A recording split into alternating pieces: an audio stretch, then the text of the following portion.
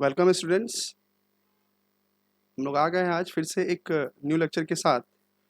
तो इससे पहले के लेक्चर में हम लोग ने क्लास 11th के फिजिक्स के फर्स्ट चैप्टर फिजिकल वन के पार्ट वन को हम लोग देखा था। आज हम लोग देखेंगे फिजिकल वर्ल्ड के लेक्चर टू को।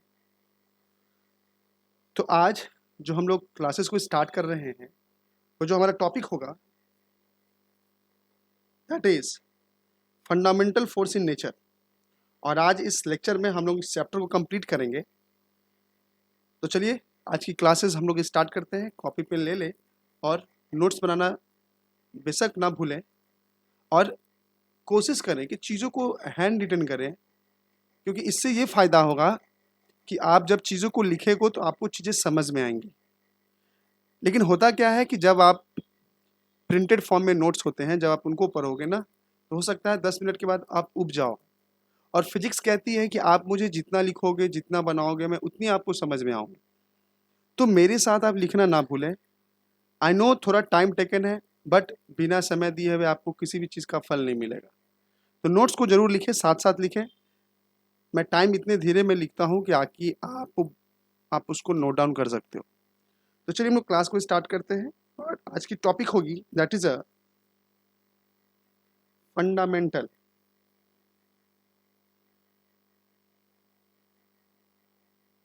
फंडामेंटल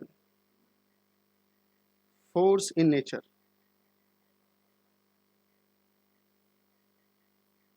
अब सवाल है कि हमारे नेचर में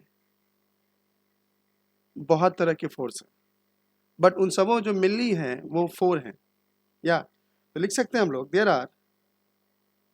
are mainly four fundamental forces in nature.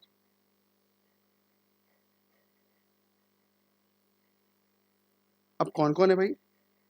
इसको समझने के लिए हम यहाँ पर एक लाइन मैं यहाँ पे ड्रॉ कर देता हूँ। जैसे लाइन 1, 2,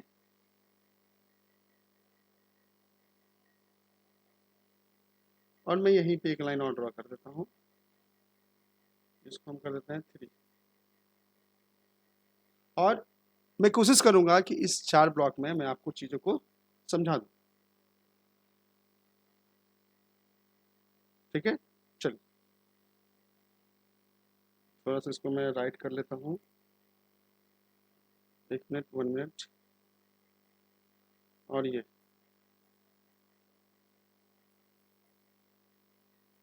तो सबसे पहला जिस फोर्स के हम लोग बारे में पढ़ेंगे वो है आपके ग्रेविटेशनल फोर्स। थोड़ा ध्यान से देखिएगा और समझने की कोशिश कीजिएगा।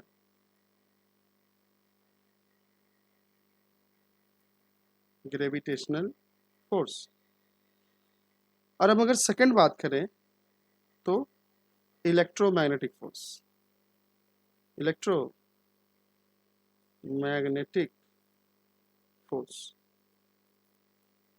थर्ड अगर हम बात करें तो strong nuclear force.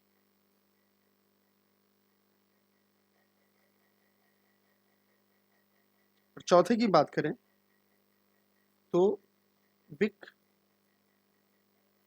Nuclear force. तो हमारे नेचर में ये जनरली 4 फोर्स हैं जो आपको देखने को मिलेगा।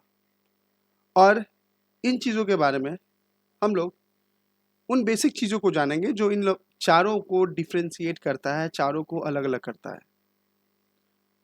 तो सबसे पहले अगर हम बात करें तो कहता है ग्रेविटेशनल फोर्स में इट इज वीकेस्ट फोर्स।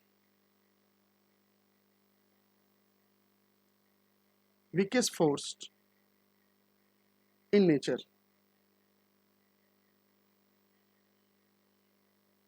यानी प्राकृतिक में ये सबसे कमजोर फोर्स होती है। कौन सा फोर्स? Gravitational force. और अभी तक हम लोग पढ़ते आ रहे हैं कि इतना बड़ा फोर्स है भाई, पूरे ब्रह्मांड को ये बांध के रखा है, सन की वजह से अर्थ चारों ओर घूमती है। लेकिन फिर भी देखिए उन सबों के बावजूद भी ये हमारे नेचर का सबसे कमजोर, सबसे वीक फोर्स कहलाता है। लेकिन वही अगर हम बात करें इलेक्ट्रोमैग्नेटिक फोर्स की, तो कहता है it is quite strong compare to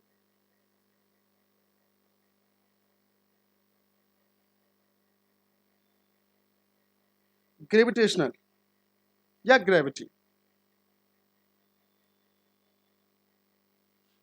यानी जो इलेक्ट्रोमैग्नेटिक फोर्स होती है वो ग्रेविटी फोर्स की तुलना में हल्का ज्यादा होता है। अब ये नहीं कि बहुत ज्यादा होता है, ऐसा नहीं। और अगर वही हम स्ट्रॉन्ग फोर्स की अगर बात करें तो कहा जाता है कि इट इज द या it is the strongest of all fundamental force.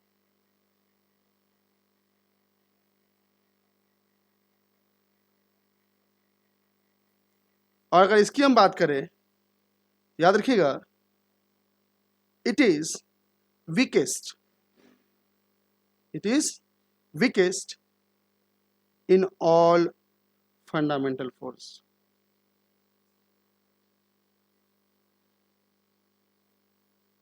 यानी अगर हम बात करें तो सबसे मजबूत फोर्स कौन सी कहलाएगी?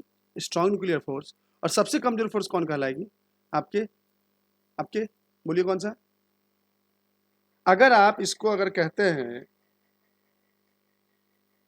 ग्रेविटेशनल फोर्स और वीक न्यूक्लियर फोर्स, तो यहां तो देख के लग रहा है सबसे वीक फोर्स अगर कोई बोलेगा तो आप बोल दोगे वीक न्यूक्लियर फोर्स। नहीं, लेकिन याद रखिएगा बेटा, सबसे कमजोर जो फोर्स होती है वो ग्रेविटेशनल फोर्स होती है ना। लेकिन इसलिए यहाँ लिखा it is weakest in all fundamental force. But याद रखिएगा वीक न्यूक्लियर फोर्स जो होती है वो ग्रेविटेशनल फोर्स से कमजोर नहीं होती। क्लियर? आगे देखिए सेकेंड पॉइंट की अगर हम बात करते हैं तो सेकेंड पॉइंट कहता है ग्रेविटेशन में there are always attractive, there are always attractive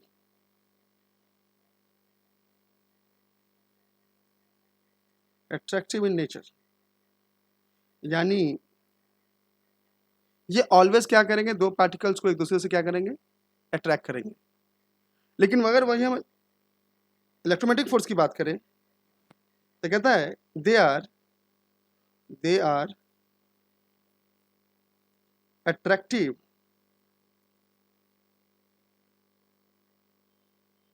and repulsive in nature, repulsive in nature. Clear?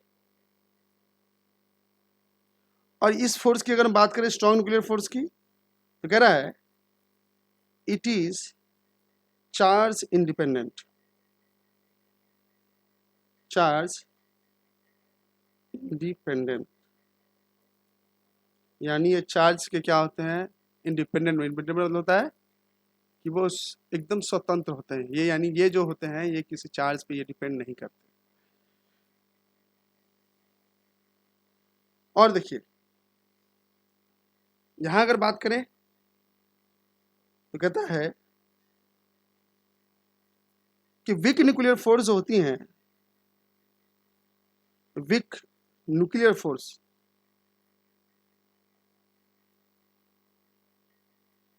Is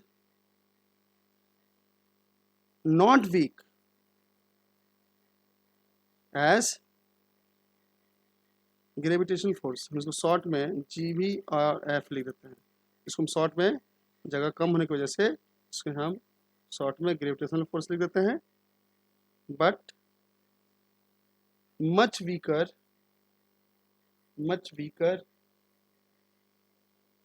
then strong force, strong nuclear force. मतलब क्या हो गया? अब इसको समझते हैं। ग्रेविटेशन फोर्स में उसने कहा कि दोनों एक दूसरे क्या होते हैं, मतलब मान लीजिए सपोज ये कोई ऑब्जेक्ट है, अगर मान लेते हैं m1, और ये ऑब्जेक्ट अगर मान लेते हैं सपोज m2, ये दोनों क्या करेंगे, एक दूसरे को ऑलवेज क्या करेंगे, अट्रैक्ट करने की कोशिश करेंगे, यानी एक दूसरे के पास आने की कोशिश करेंगे। लेकिन वही अगर चार्ज की बात आती है, अगर ये Q1 है और अगर ये Q2 है, अगर ये अपोजिट चार्ज है तो दोनों क्या करेंगे, एक दूसरे को अट्रैक्ट करेंगे। लेकिन वही अगर चार्ज बेटा सेम है, यानी ये भी -Q1 और ये भी -Q2, माइनस बता रहा है चार्ज को, और दोनों अपोजिट हो गए हैं, यानी दोनों दूसरे को रिपल करेगा। इसलिए कहा जाता है कि बोथ जो चार्जिंग होती है, मतलब इलेक्ट्रोमैग्नेटिक फोर्स जो होते हैं, एक दूसरे को अट्रैक्ट भी करते हैं, दूसरे को रिपल भी करते हैं। लेकिन स्ट्रॉन्ग न्यूक्लियर फोर्स जो होते हैं वो चार्ज पे डिपेंड नहीं करते हैं। ये बहुत बड़ा यहाँ से एक पॉइंट है, इस चीज़ को याद रखिएगा। और लास्ट अगर हम बात करें थर्ड, तो इसको समझिए, कहा जाता है इट इज यूनिवर्सल फोर्स। उसको हम लोग क्या कहते हैं, यूनिवर्सल फोर्स। लेकिन अगर इसकी बात करें तो क्या होगा, ये it is the force between charge particles, between charge particles. Clear है। इसकी बात करें नंबर 3, सॉरी ये नंबर 3 होगा, और इसकी बात करें तो it is equal for proton and neutron, it is equal for proton and neutron.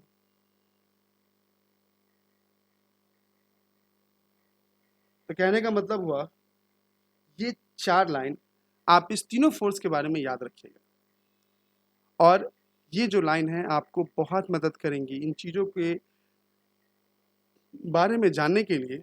जब आप इसे पढ़ेंगे आगे के चैप्टर में तो आपको एक एक करके सब दिखेगा। दूसरी चीज़, इलेक्ट्रोमैग्नेटिक फोर्स जो होते हैं बेटा, वो मीडियम पे डिपेंड करता है। ग्रेविटेशनल फोर्स जो होते हैं, जैसे अगर मान लीजिए अगर मीडियम को चेंज करेंगे तो हो सकता है वो फोर्स भी चेंज हो, लेकिन ग्रेविटेशनल फोर्स में ऐसी बात आती है कि नहीं, ये भी हम लोग आगे देखेंगे। स्ट्रॉन्ग और न्यूक्लियर, वीक न्यूक्लियर फोर्स का तो यहाँ कोई जिक्र ऐसा है नहीं। तो जैसे जैसे चीज़ें आएंगी हम लोग उसको देखते चलेंगे, है ना।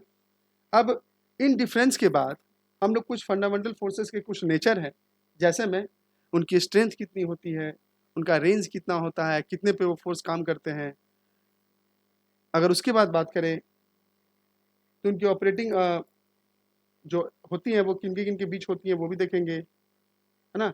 और लास्टली मीडिएटिंग पार्टिकल्स क्या होता है वो भी हम लोग देखेंगे। तो चलिए हम लोग सबसे पहले 4 बॉक्स बनाएंगे, और 4 बॉक्स बनाने के बाद इनको हम लोग समझने की कोशिश करेंगे।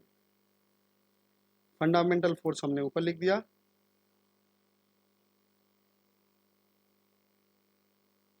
और हम लोगों ने क्या किया, कुछ चीज़ों को हम लोग ने ड्रॉ करेंगे। 4-5 लाइन है, ठीक है। 2 3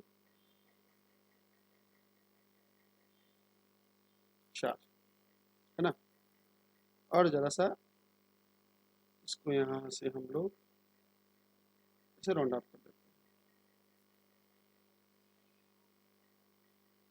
चलिए, तो पहले क्या क्या है, पहले हम लोग समझते हैं। सबसे पहले यहाँ नाम लिखेंगे, नेम क्या होगा। उसके बाद यहाँ रिलेटिव स्ट्रेंथ, क्या नाम लिखेंगे, रिलेटिव स्ट्रेंथ। और यहाँ लिखेंगे हम लोग रेंज, किस रेंज में वो काम करता है नहीं करता है उसको भी देखेंगे। उसके बाद ऑपरेट्स अमाउंट, किसके बीच वो काम कर रहा है।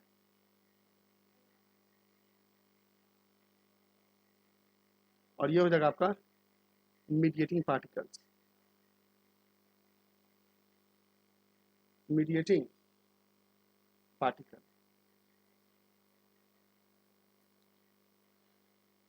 अब हम लोग इसको समझने की कोशिश करेंगे कि आखिर कौन सा फोर्स की स्ट्रेंथ कितनी होती है, रेंज कितनी होती है, कितने पे वो काम करेंगी, उनके बीच के पार्टिकल्स क्या होते हैं, इन सब चीज़ों को हम लोग अब एक एक करके हम देखने की कोशिश करेंगे और समझने की कोशिश करेंगे। तो सबसे पहला बात आता है ग्रेविटेशनल फोर्स की। सबसे पहले बात आता है ग्रेविटेशनल फोर्स। ग्रेविटेशनल फोर्स तो कहा जाता है ग्रेविटेशनल फोर्स की जो स्ट्रेंथ होती है वह 10⁻⁻39, यानी दो मास के बीच जो लगने वाला फोर्स जो होता है, देखिए कितना कम है। 10⁻⁻39 माइनस को नीचे लाइएगा तो सोचिए 10 पे 39 जीरो कितना कम है। और अगर ग्रेविटेशनल फोर्स की बात करें, ये दो ऑब्जेक्ट के बीच कितने के बीच में लगेंगे, यदि दो ऑब्जेक्ट इनफाइनाइट डिस्टेंस पे भी रहेंगे तब भी ये लगेगा, यानी उसकी रेंज जो होगी वो होगी इनफाइनाइट। उसके बाद ऑपरेटिंग मीडियम क्या है, किसके बीच में ये काम करेंगे, है ना। तो कहा जाता है all object in the universe. और मीडिएटिंग पार्टिकल्स क्या होंगे यहाँ पे, ग्रेविट, याद रखिएगा ग्रेविट। सेकंड की अगर हम बात करें तो वीक न्यूक्लियर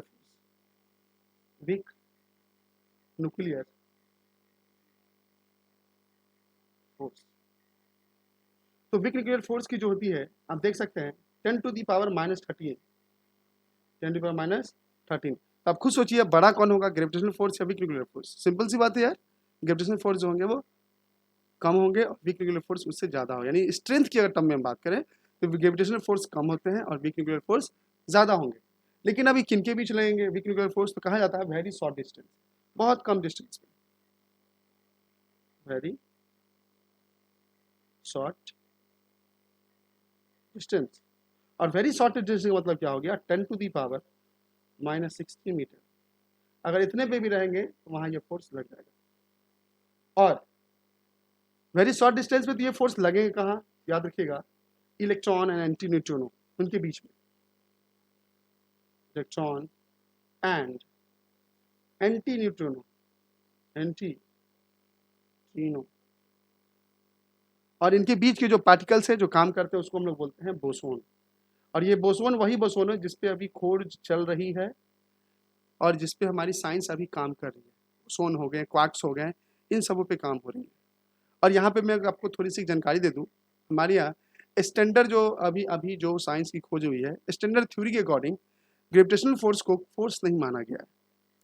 जो साइंस जिस पे अभी रिसर्च चल रही है उसके अकॉर्डिंग ग्रेविटेशनल फोर्स को फोर्स नहीं माना गया है। यानी स्टैंडर्ड थ्योरी में ग्रेविटेशनल फोर्स को फंडामेंटल फोर्स के नेचर से हटा दिया गया है। इस बात को भी याद रखिएगा। उसके बाद इलेक्ट्रोमैग्नेटिज्म, नंबर 3 इलेक्ट्रोमैग्नेटिक फोर्स, यानी इलेक्ट्रोमैग्नेटिक। अब इलेक्ट्रोमैग्नेटिक क्या होंगे, इनके बीच जो स्ट्रेंथ होगी 10⁻⁻²। और वैसी ही बात है कि वीक न्यूक्लियर फोर्स से ये बड़ा होगा। और ये कहाँ लगेगा, तो कहता है बेटा ये भी इनफाइनाइट डिस्टेंस पे लग सकते हैं। इनफाइनाइट का मतलब क्या है कि दो ऑब्जेक्ट के बीच अगर इनफाइनाइट डिस्टेंस भी है ना तब भी ये फोर्स लगेगा। और ये किन दोनों के बीच लगेगा, इनके जो ऑपरेट अमाउंट जो होंगे दो बीच में लगेंगे, that is a charge particles, charge particles.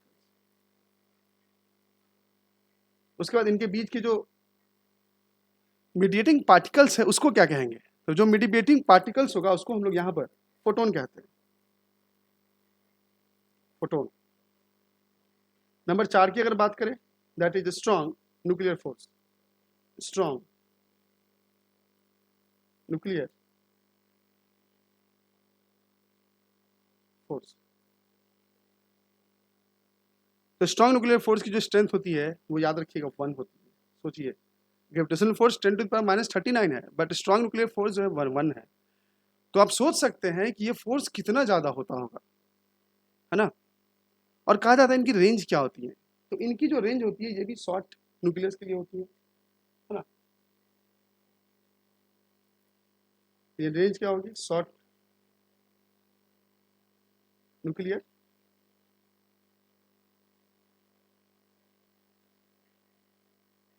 और कहा जाता है कि ये जो ऑपरेटर्स जो काम करते हैं ये किनके बीच, याद रखिएगा, ये दो न्यूक्लियॉन्स या न्यूक्लियॉन्स के बीच। और इनके मीडिएटिंग पार्टिकल जो होंगे उसको हम क्या कहेंगे, ग्लोन।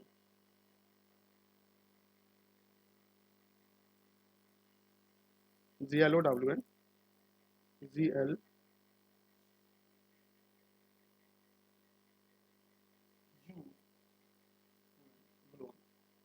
तो याद रखिएगा ये कुछ फंडामेंटल फोर्सेस हैं जिनके बारे में आपको बताया गया है कि उनकी रिलेटिव स्ट्रेंथ क्या होती है, रेंज क्या होती है, ऑपरेट्स अमॉन्ग इनके बीच काम करता है, इनके बीच की मीडिएटिंग पार्टिकल्स क्या है।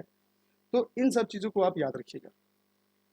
तो ये कुछ फंडामेंटल फोर्सेस के प्रॉपर्टीज के बारे में हम लोगों ने आज अभी पढ़ा। तो हमारी जो नेक्स्ट टॉपिक है that is a nature of a physical law, nature of physical law, जिसको हम लोग आगे देखेंगे। आई होप आप इसे नोट डाउन कर लीजिएगा। हम लोग आगे बढ़ते हैं। टॉपिक है nature, nature of physical law. Nature of physical law की नेचर क्या होगी, कैसी होगी, है ना, ये आपसे पूछा जा रहा है। तो कहा जाता है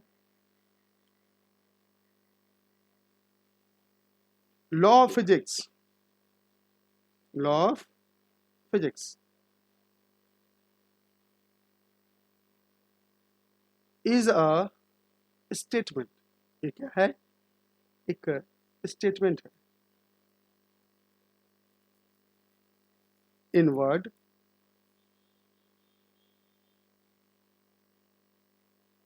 फॉर्म और इन इक्वेशन, इन इक्वेशन। कहता जो लॉ ऑफ फिजिक्स होते हैं या तो एक स्टेटमेंट होते हैं या तो एक वर्ड के फॉर्म में होते हैं। मतलब जो स्टेटमेंट है वो किस फॉर्म में, वर्ड के फॉर्म में, या तो वो कैसे फॉर्म हो सकते हैं, इक्वेशन के फॉर्म में, जो क्या बताता है, that summarise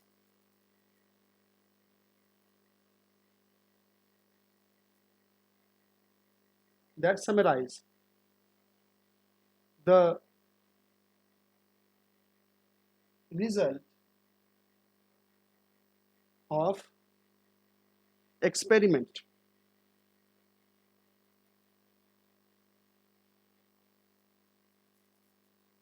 and observation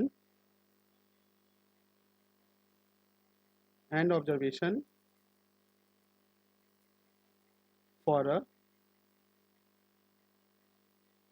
certain range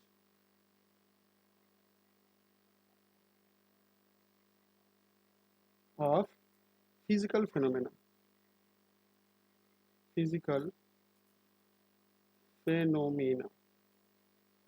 मतलब समझिए, मतलब क्या कह रहा है, कह रहा है कि law of physics is a statement in word form और इन इक्वेशन। जो हमारे फिजिक्स के जो लॉ होते हैं या तो वो वर्ड फॉर्म में होते हैं या इक्वेशन में होते हैं, जो क्या करता है भाई, that summarise the result of experiment. जो किसी भी एक्सपेरिमेंट के रिजल्ट को समराइज करता है, उसको ऑब्जर्व करता है, ऑब्जर्वेशन करता है for the certain range of a physical phenomena. जो फिजिकल जो घटनाएं होती है उसे कुछ सर्टेन रेंज में उसको ऑब्जर्वेशन करते हैं और उसके रिजल्ट को समराइज करके, एक्सपेरिमेंट को समराइज करके उसको हम लोग वर्ड या इक्वेशन के फॉर्म में लिखते हैं। That is a law of physics.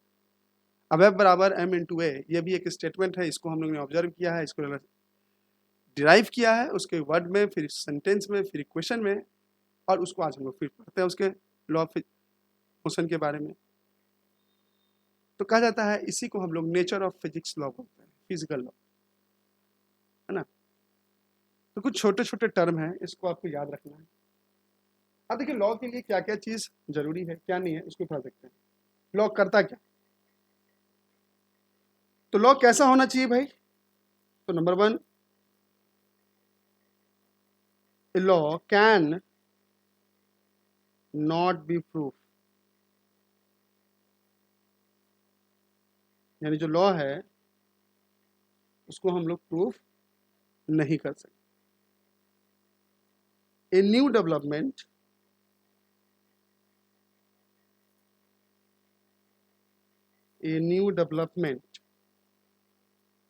in physics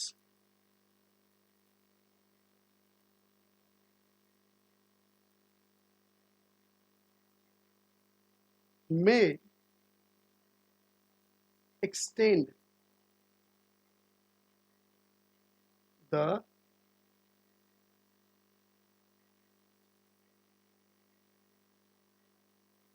range of validity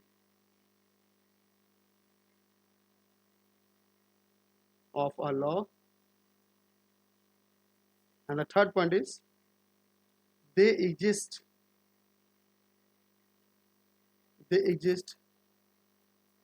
in simple form.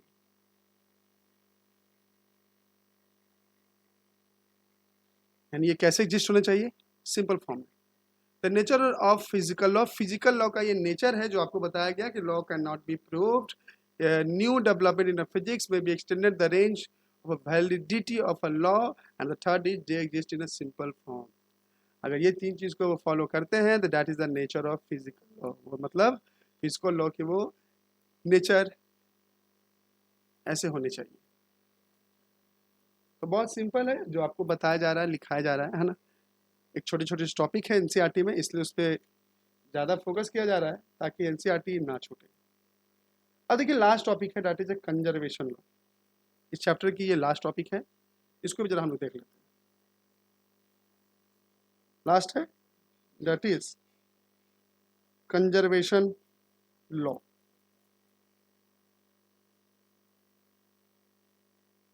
Conservation laws. अब कह रहा है कि सम फिजिकल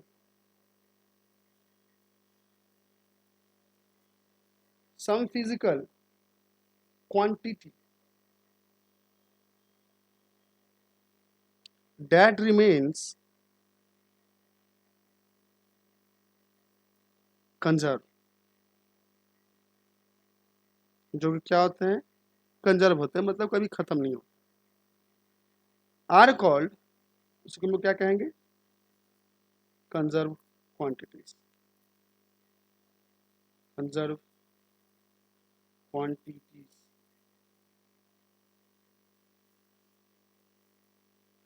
तो कहता है वैसे क्वांटिटी जो कि कभी खत्म नहीं होते, कंजर्व रहते हैं, उसको हम लोग क्या कहते हैं? Conserve quantities. कह रहा था लॉ गवर्निंग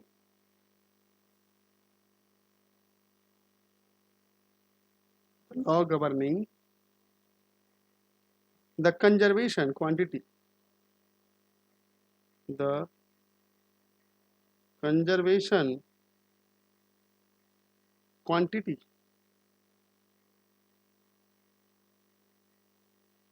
in a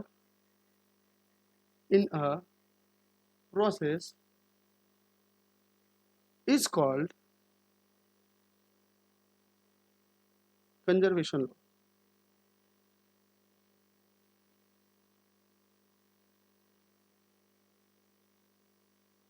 यानी जो लॉ कंजर्वेशन क्वांटिटी के बारे में बताएगा उसे हम लोग कंजर्वेशन लॉ बोलते हैं. तो फिजिक्स में तो 4 लॉ है ऐसे हैं जिसको लॉ ऑफ कंजर्वेशन कहा गया है. उसको हम लोग एक एक करके देखेंगे. Some basic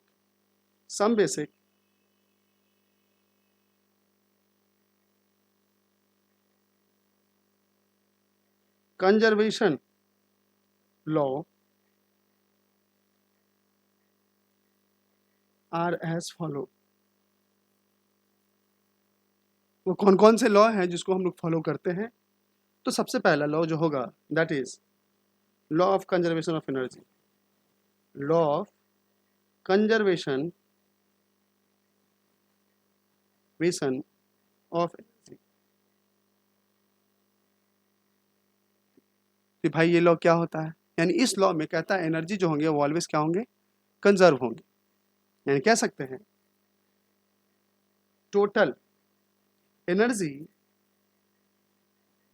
of a system remains conserved. Number 2 की अगर बात करें that is law of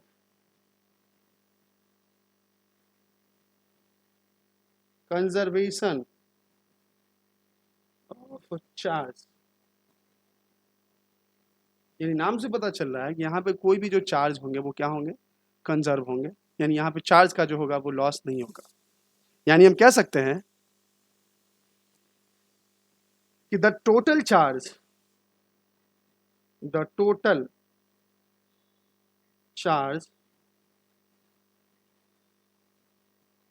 of an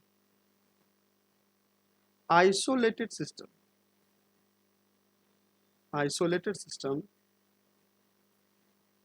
remains conserved।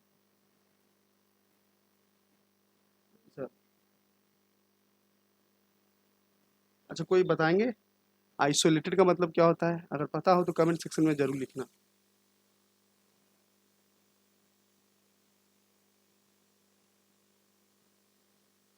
Isolated का मतलब,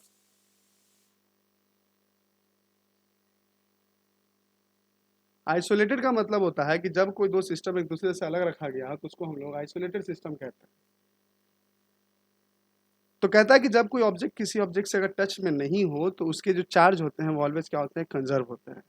यानी वो ऑलवेज क्या होंगे आपके, जितना है उतना ही रहेंगे, ना उनमें वृद्धि होगी ना उसमें उसमें बढ़ोतरी होगी। इसलिए कहा जाता है कि वो जो चार्ज होंगे वो क्या होंगे, कंजर्व होंगे। ये सेकंड लॉ। अगर हम थर्ड की बात करें, that is law of conservation of linear momentum. Law of conservation of linear momentum. अब इसका क्या मतलब है? तो सिंपल सी बात है, कंजर्वेशन ऑफ लीनियर मोमेंटम की बात करिए, यहाँ कहीं ना कहीं जो मोमेंटम होंगे वो क्या होंगे आपके, कंजर्व होंगे। तो कह रहा है कि in the absence of external force, in the absence of external force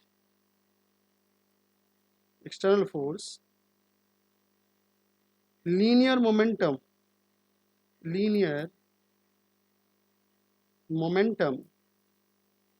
of a system remains conserved। यानी जो लीनियर मोमेंटम होगा किसी भी ऑब्जेक्ट का वो क्या होगा, कंजर्व होगा। लेकिन यहाँ पे एक जो चीज याद रखने वाली है कि एक्सटर्नल फोर्स उस पर नहीं लगना चाहिए। यदि किसी ऑब्जेक्ट पे अगर एक्सटर्नल फोर्स लग रहे हैं तो फिर उनकी जो मोमेंटम होगी वो कभी भी कंजर्व नहीं होगी। तो एक्सटर्नल फोर्स के एब्सेंस में यदि कोई ऑब्जेक्ट मूव कर रही है तो उसकी जो मोमेंटम होगी, लीनियर मोमेंटम होगी, वो क्या होंगी, ऑलवेज कंजर्व होगी।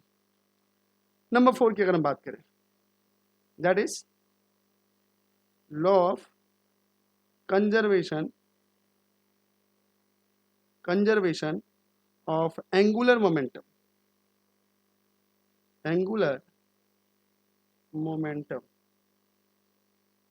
इसका क्या मतलब है?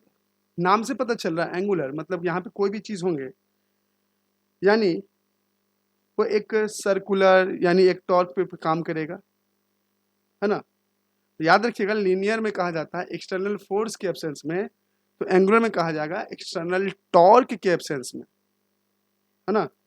तो लीनियर में हमेशा फोर्स और एंगुलर में ऑलवेज टॉर्क काम आता है, याद रखिएगा। यानी किसी चीज पे अगर मान लीजिए अगर आप फोर्स लगाओगे तो एंगुलर में हमेशा टॉर्क की वजह से और लीनियर में फोर्स की वजह से। तो यहाँ क्या होगा, in the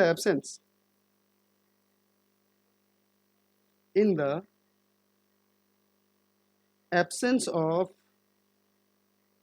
external torque, angular momentum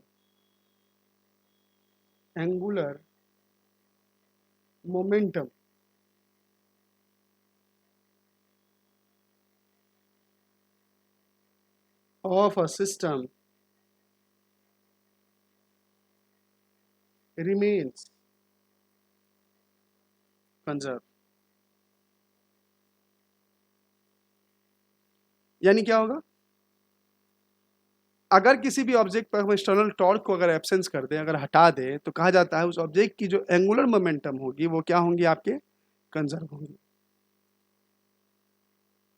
तो यहाँ पर एक्चुअली कुछ थ्योरीज हैं जो मैंने आपको बताया इस चैप्टर में, और ये जो चैप्टर है आपका यहीं पे एंड होता है।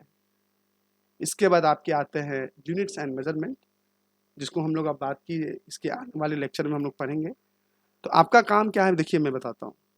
आप इन चीज़ों को अच्छे से नोट्स में बना लो, है ना, और आप इसे कोशिश करो पढ़ने के लिए, और थोड़ा सा याद करने की आप कोशिश करो।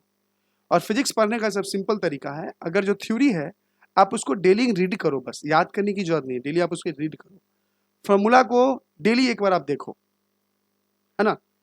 और जो एनसीईआरटी के क्वेश्चंस हैं, उस एनसीईआरटी के क्वेश्चन को आप बनाने की कोशिश करो, है ना। क्यों? वो इसलिए कि ताकि आपको पता चलेगा कि हम आखिर उस बुक में जो भी थ्योरीज थी हमने उससे क्या जाना। इसी चैप्टर में आप एनसीईआरटी खोलोगे तो एक मेथड आएगा जिसको हम लोग पैरालेक्स मेथड बोलते हैं। मैं यहीं पे जिक्र करता हूँ, याद रखिएगा, पैरालेक्स मेथड कहता है ये जो मेथड है ना, इस मेथड का यूज हम करते हैं डिस्टेंस को मेजर करने के लिए। कौन से डिस्टेंस को? अगर दूर की कोई डिस्टेंस अगर उसको मेजर करना है, जैसे अर्थ और सन की डिस्टेंस मेजर करना है, तो हम लोग पैरालेक्स मेथड यूज करते हैं। जैसे मान लीजिए, सपोज कीजिए जैसे आपका सन है और आप मान लो अर्थ पे खड़े हो इस ए पॉइंट पर, तो आपसे इसकी डिस्टेंस पूछ रही है, तो मान लेते हैं सपोज ये डिस्टेंस मान लेते हैं सपोज डी, और आप मान लो ए से कहाँ चले गए, बी पॉइंट पर चले गए, तो ए से बी चल के यहाँ तक आए, यानी इसकी भी बीच की डिस्टेंस कौन होगी, मान लेते हैं सपोज यहाँ से इसको ऐसे हिला देते हैं, ये भी डिस्टेंस डी है। और ये मान लेते हैं सपोज जो चल के गए, मान लेते हैं ये आपका हो गया, मान लेते हैं एल या आर, कुछ भी मान लो, डजेंट मैटर, इनके बीच का जो एंगल होगा, ये जो एंगल है इसके बीच की जो एंगल है वो मान लेते हैं थीटा। तो कहता है पैरालेक्स मेथड में, यानी जो जो थीटा होगा, हम जानते हैं थीटा बराबर क्या होता है,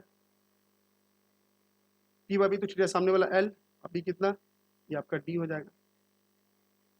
और हमको अगर डी निकालना है, क्या निकालना है, अगर मुझे डी निकालना है तो सिंपली आप क्या, एल दिया होगा, थीटा का वैल्यू कुछ ना कुछ होगा, 60 डिग्री 40 डिग्री जो भी दिया होगा आप उसे रखिए वहाँ पर, और यानी यहाँ डी बराबर आपका चुपचाप एल बाई थीटा कर दो, यहाँ आपका आंसर आ जाएगा, आप निकाल लोगे, है ना।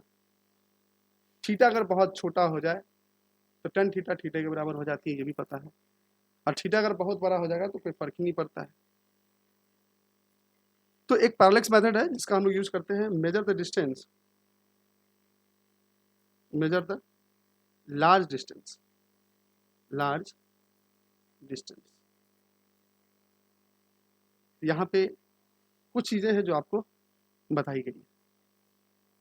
तो आई होप चीज़ें आपको समझ में आई होगी, और यदि वीडियोस अच्छी लगी है तो ज़रूर वीडियोस को लाइक करें, शेयर करें। फेसबुक पे पेज पे देख रहे हैं तो पेज को ज़रूर फॉलो करें, और अगर यूट्यूब पे देख रहे हैं तो पेज को ज़रूर सब्सक्राइब करें, ताकि आने वाले जो भी वीडियोस की नोटिफिकेशन है वो आपको सबसे पहले मिल जाए। और हम लोग पूरे चैप्टर्स को इतने रिलैक्स से, इतने अच्छे से पढ़ेंगे, और हम लोग न्यूमेरिकल को बहुत अच्छे से, बहुत धीरे धीरे और टाइम देते हुए हम लोग सारे कुछ क्लियर करेंगे बहुत अच्छे से। आपके जो भी सुझाव हैं आप कमेंट सेक्शन में ज़रूर दें, ताकि हम अपने जो भी वीडियोस आपके लिए लाएं, उस वीडियो को हम लोग ज़्यादा से ज़्यादा और हम लोग सुधार सकें, आपके लिए कंटेंट ला सकें। तो इसी वादे के साथ आज की वीडियो हम लोग ख़त्म करते हैं।